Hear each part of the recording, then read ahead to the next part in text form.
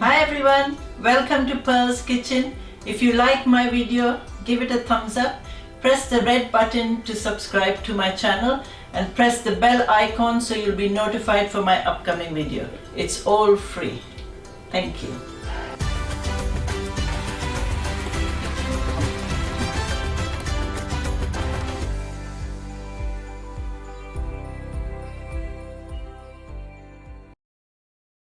If God calls us to a task, He will then qualify us for the job. Amen. Today I'm going to show you how to make fried fish curry.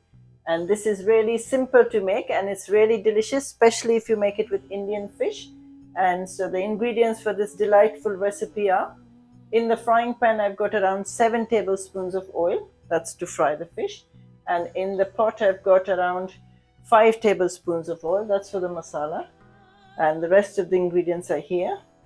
In this bowl I've got 1 large onion that I've ground in the mixie, 2 large tomatoes that I've also ground in the mixie, and then I've got half a teaspoon of rye, that's mustard seed, half a teaspoon of jeera, that's cumin seed, half a teaspoon of methi seeds, that's fenugreek seed, and I've got 2 stalks of curry leaves, that's curry patta, and here I've got 2 tablespoons of ginger garlic paste.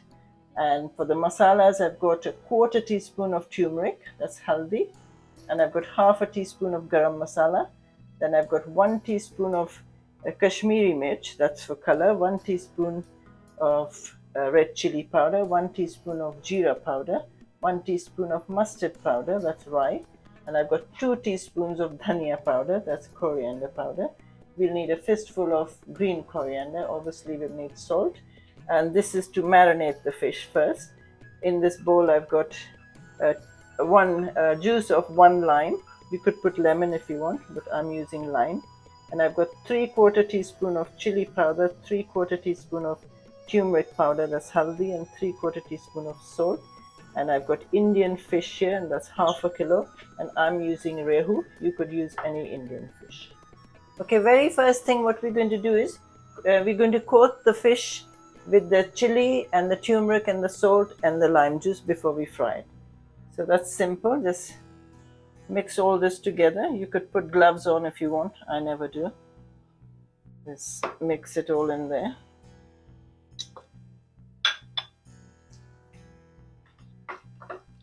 And then mix the lime juice.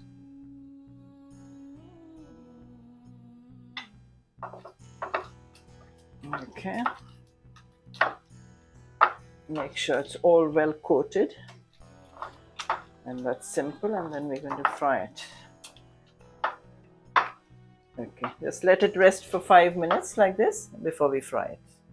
Okay, the fish has been resting for 5 minutes and I've put the oil and it's nice and hot, so keep the flame on medium. Now we're just going to put this in the oil.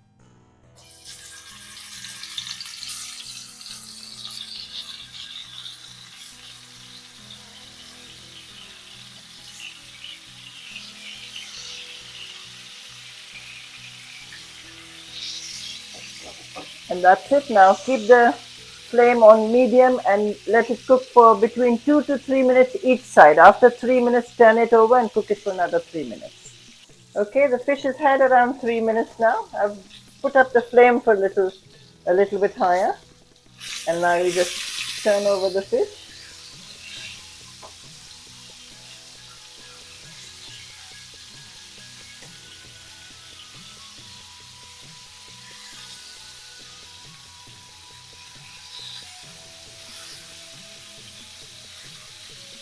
And now let it cook for another 3 minutes the other side. Okay, now it's had its another 3 minutes the other side. So we just take out the fish, put it on a plate and just keep it aside before we start making the curry.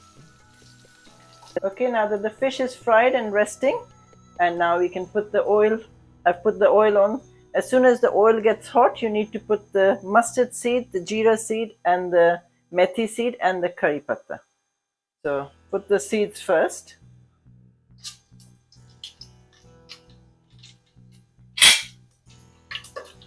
Once it starts splatting around, then you put the curry leaves.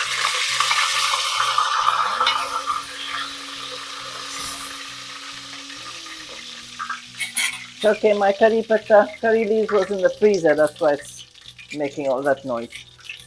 And after a minute or so, you just add the ginger garlic paste. Put a little bit of water.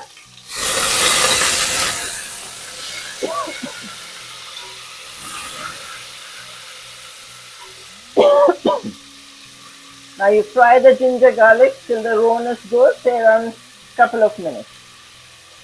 Okay, the ginger garlic has been frying for a couple of minutes. Now we need to add the ground onion. And now let that fry for another couple of minutes. Okay, now the onions also has been frying for a couple of minutes. Now we need to add all these dry masalas.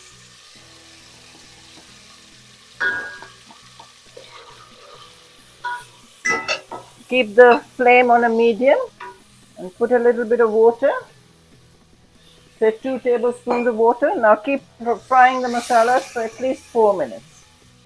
Okay, the masalas have had 4 minutes. Now we're going to add the ground tomatoes.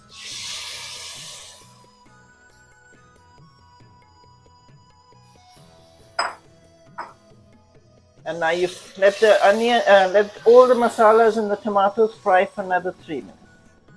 Okay, the tomatoes has been frying for 3 to 4 minutes. And the flame is still on medium. So we need to add the salt now, because there's already salt in the fish. So make sure you only put like say around half a teaspoon. And now we're going to make some gravy. I've got around 1 mug of water here.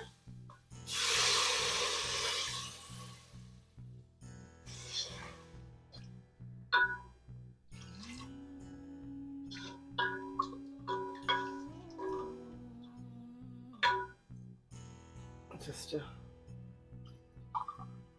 say 1 1/4. If you want a very thick gravy, then you could put less. Now we're going to just wait for this water to come to a boil, and then we'll add the fish. Okay, you can see now the gravy's come to a boil. And now you reduce the heat, and now you just start adding the fried fish in there.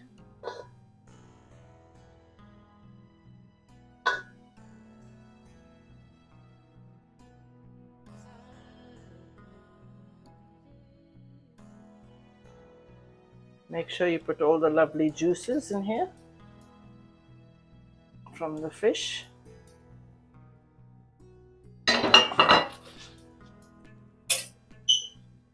Let them all soak in the gravy.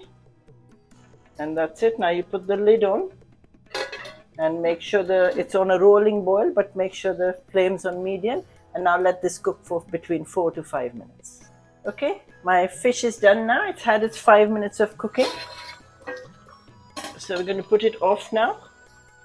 And now is the time to add the coriander.